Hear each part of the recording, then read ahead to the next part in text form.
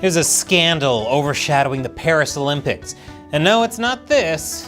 It has everything to do with China.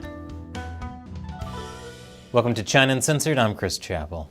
It's another Summer Olympics, which means another chance for China to win gold and show everyone they're the best country. And they'll dope as many young athletes as necessary to prove it. Because it turns out, as unbelievable as it may seem, China isn't the best at following rules imposed by international organizations. One whistleblower, a former doctor for top Chinese athletes, claimed in 2017 that more than 10,000 Chinese athletes doped in a state-backed program in the 1980s and 1990s. Wow. That's the most Chinese citizens that received a shot from the government since Tiananmen Square. But this is crazy. Are you telling me that these Chinese athletes might have been doping?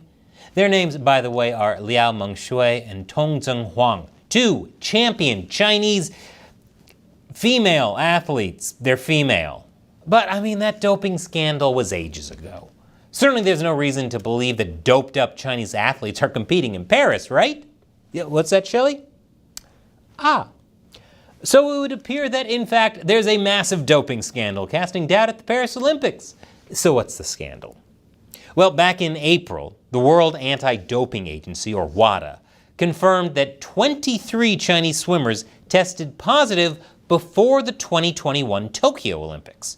Yes, you heard that right. They tested positive in 2021, but the story broke earlier this year, which is part of the scandal.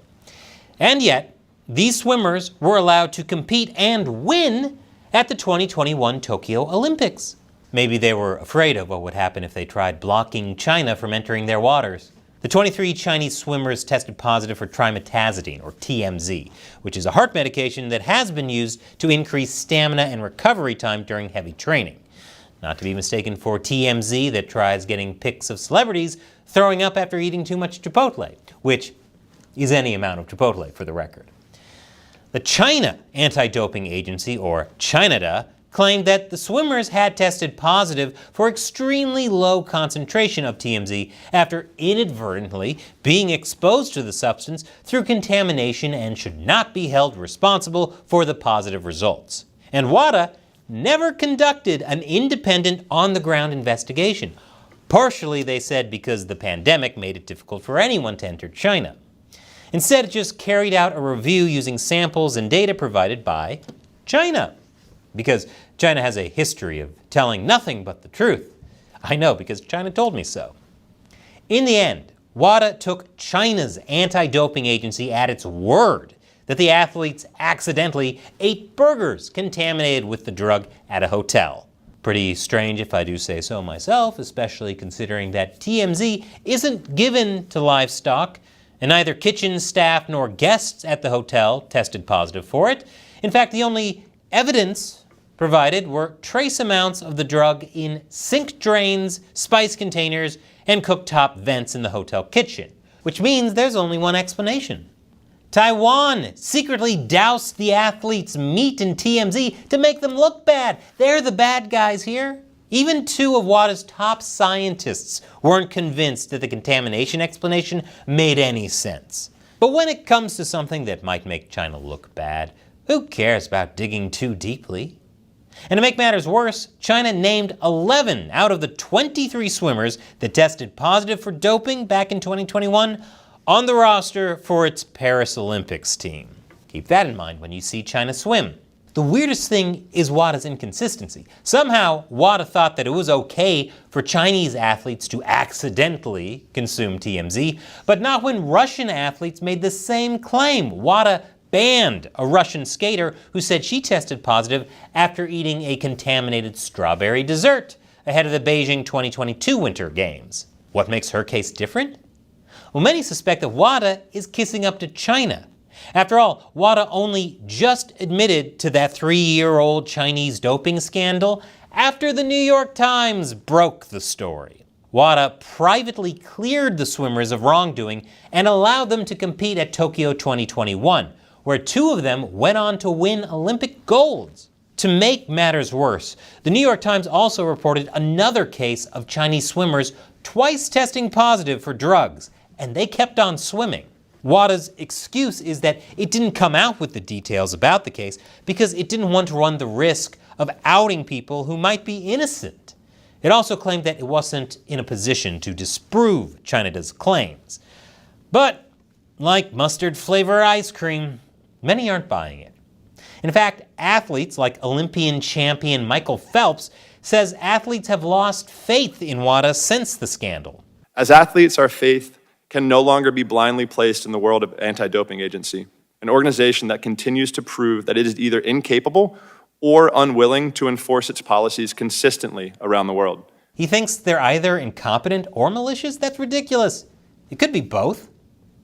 U.S. anti-doping agency CEO Travis Tiger also criticized WADA, arguing that it and China have secretly, until now, swept these positives under the carpet. In response, WADA said it was considering legal action against USADA and Tigard for accusing it of a cover-up.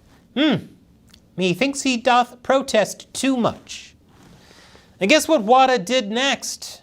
Earlier this month, WADA put the U.S. anti-doping agency under compliance review, which in turn could jeopardize America hosting the 2028 Olympics in Los Angeles and the 2023 Olympics in Salt Lake City. The FBI and Justice Department are now opening a criminal investigation into the Chinese doping scandal. But oh, guess what?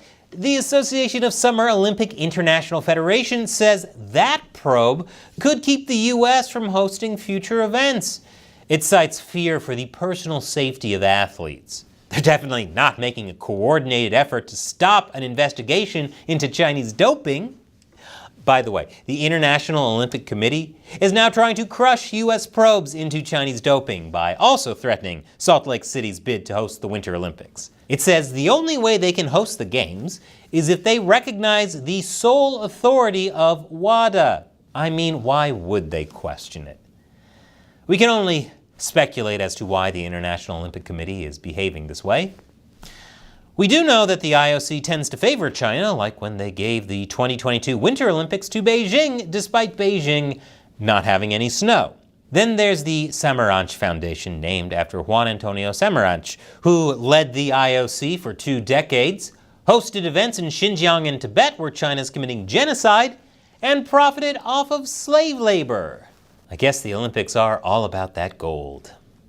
The CCP hates when I scrutinize what people who defend China do. That's why Chinese state-run media has called China Uncensored disgraceful anti-China garbage. So join what I call the China Uncensored 50-cent army on patreon.com/China Uncensored.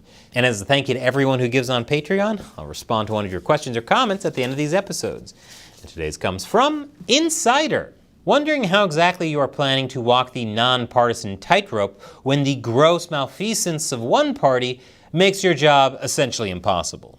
I'm not going to tell you which party Insider was talking about.